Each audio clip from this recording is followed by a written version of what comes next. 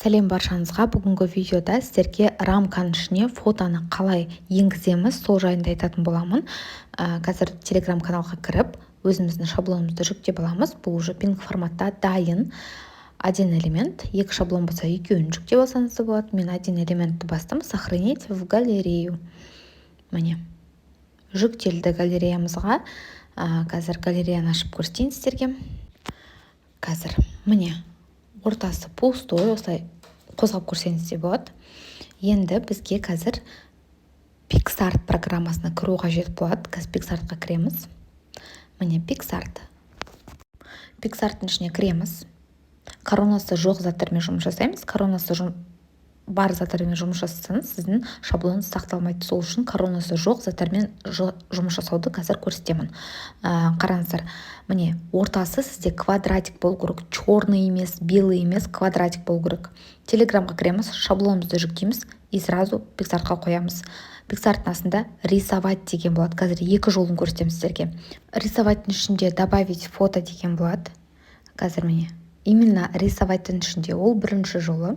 Қарап алыңыздар, таңдап алдым галереямыздан өзіміздің фотомызды. Өзіңіздің қалаған фотоңызды енгізе берсеңіз болады. Енді қараңыз. Міне мына жердегі рамочкасы төртбұрышты болып тұр. Соны жай ғана жоғары көтересіз.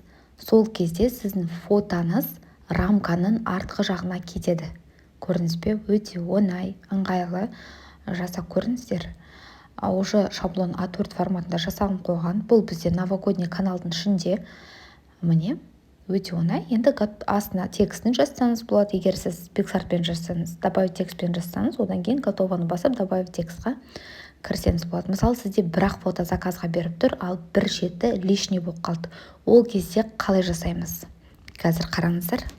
Мысалы, сізге бір фото заказға берді, бір фотосы лишний болып қалды. Оңда бір фотоны қойып болғаннан кейін астында обычный добавить фото, рисовать ішіне кірмейсіз.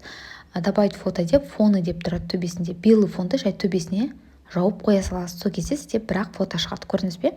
Мысалы, сізге бірақ фото заказ берсе, сіз екеуін шығармай осылай дайындап қойсаңыз да болады. Енді екінші вариантты көрсетейін. Рамканың ішіне фотоны қалай енгіземіз? Екінші варианты бұл өте оңай. Біріншісінде біз рисоваттың ішіне кірсек, осы жолы жай ғана добавить фотоның ішіне кіреміз. Рисоваттың ішіне кірмей, жай ғана добавить фото деп тұр, соған кіреміз. Обязательно видеоны қарап шығыңыздар, чтобы сіздерге түсінікті болу үшін. Бұл жолы рисоватты баспай, жай добавить фото деген ішіне кірдік. Фотомызды қоямыз, примерно сәйкестендіріп рамканың қасына. Рамка керек емес болса, осылай қойсаңыз болады. Астында смешать деп тұрады. Сол смешатқа барып таңдаймыз. Мысалы, выжигание, темнее, светлее, экран деп тұр. Қайсын таңдайымызды қазір қараймыз. Міне, өзіңіз қайсы ұнайды, соны таңдай берсеңіз болады. Астыңғысын біз қазір өшіріп тастаймыз, ол жайында қазір айтатын бол. Міне, мен мягкий цветті таңдадым, жақсы келіп тұр.